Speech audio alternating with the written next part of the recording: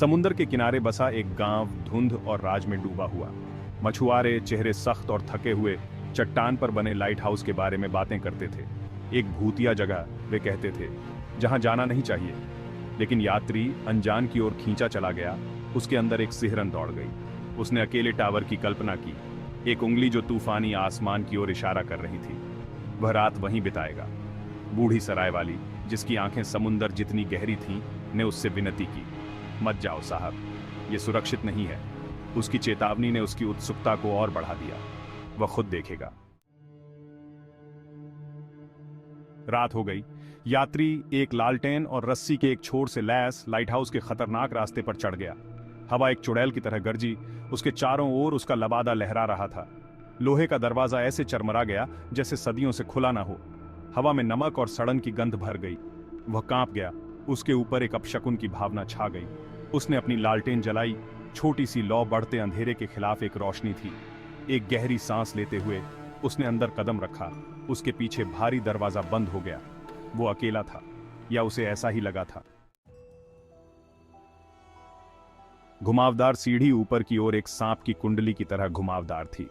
यह सीढ़ी एक रहस्यमयी यात्रा की शुरुआत थी, जो अंधेरे में खो जाने का वादा करती थी। हर कदम चरमरा गया, जिससे सन्नाटे में गूंज उठी।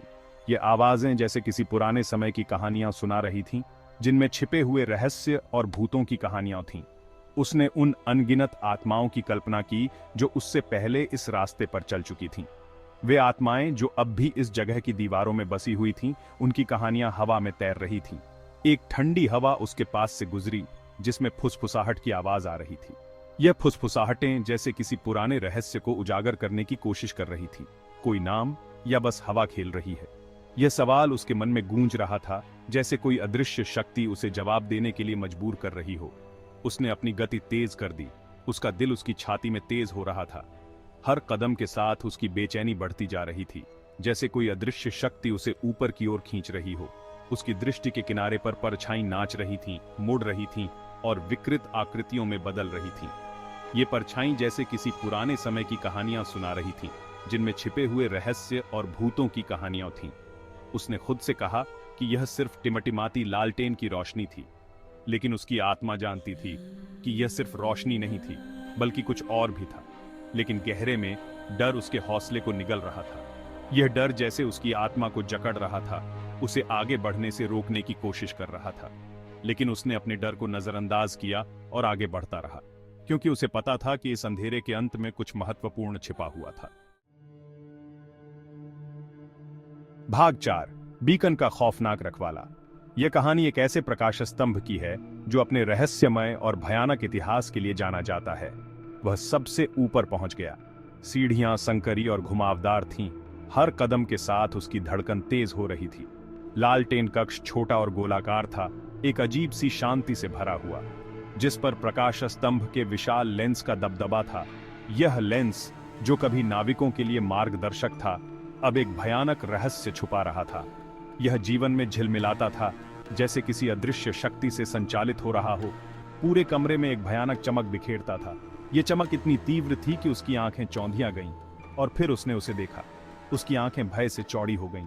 लेंस के पास एक आकृति खड़ी थी, लंबी और दुबली पतली, जैसे किसी पुराने समय से आई हो। लंबी, बहती हुई दाढ़ी के साथ उसकी दाढ़ी हवा में लहराती हुई प्रतीत हो रही थी। उसने लाइट हाउस कीपर की वर्दी पहनी हुई थी, जो अब धूल और समय की मार से जर्जर हो चुकी थी, लेकिन उसके कपड़े फटे और फीके थे। ऐसा लग रहा था जैसे वह सदियों से यहाँ खड़ा हो। यात्री का खून ठंडा हो गया। आकृति मुड़ी, उसकी हरकतें धीमी और भयानक थीं, और यात्री भयभीत होकर पीछे हट गया। उसके कदम लड़खड़ा रहे थे। रखवाले की आंखें खाली कुर्सियां थीं, उसे घूर रही थीं। उन आंखों में एक अजीब सी पीड़ा थी। भूत के होठों से एक धीमी कराह निकली। यह कराह उसकी आत्मा की गहराई से निकली हुई प्रतीत हो रही थी। भाग 5, कोई बचाव नहीं। यह एक ऐसी रात थी जब तूफान अपने चरम पर था और लाइट हाउस के चारों ओर की हवाएं भयानक आवाजें निकाल रही थीं। उसके अंदर दहशत दौड़ गई। उसकी आंखें डर से चौड़ी हो गईं और उसके दिल की धड़कन तेज हो गई। वह पीछे हट गया। उसका पैर असमान फर्श पर जा लगा। वह लड़खड़ाया और उसके कदम अनिश्चित हो गए। वह गिर गया। उसकी लालटेन दूर जा गिरी, जिससे कमरा अंधेरे में डूब गया। अब केवल हल्की सी रोशनी थी, जो उसे दिशा दिखा रही थी। वह अपने पैरों पर चढ़ गया। उसके हाथ आंख बंद करके दरवाजे को खोज रहे थे। उसकी उंगलियां दरवाजे के हैंडल को महसूस करने की कोशिश कर रही थीं, लेकिन यह बंद था। लोहे का बोल्ट एक शोर के साथ अपनी जगह पर फिसल गया। वह फंस गया था। दरवाजा अब एक अडिग बाधा बन गया था। भूतिया सिसकी उसके चारों ओर गूंज उठी, अब करीब एक बर्फीली निराशा से भरी हुई थी, जिससे उसकी हड्डियां ठंडी हो गईं। उसकी सांसें तेज हो गईं और वह कांपने लगा। वह प्रेत लाइटहाउस कीपर के साथ अकेला था और बचने का कोई रास्ता नहीं था। उसकी आंखों के सामने वह भयानक आकृति खड़ी थी और उसके पास कोई विकल्प नहीं बचा था।